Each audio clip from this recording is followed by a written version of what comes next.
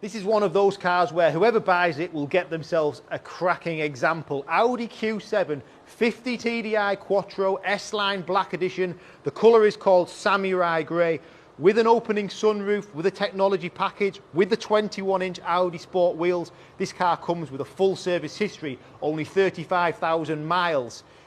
And you know, when you're buying a car like this, it's all important about the condition. It's a wonderful condition. It's 7 seats. It's got a great colour on the interior. For me, silver leather, such a rare thing to find in one of these Q7s. It lifts the interior, it looks brilliant. But check out that opening sunroof.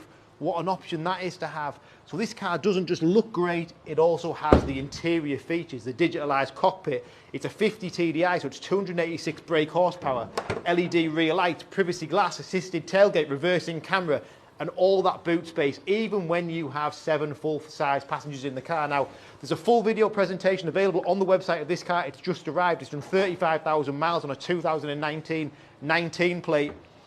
Call me on my number on the screen if you're interested, but for a 4-wheel drive, 7 seats, value for money, drivability and build quality, it doesn't get much better than the Q7.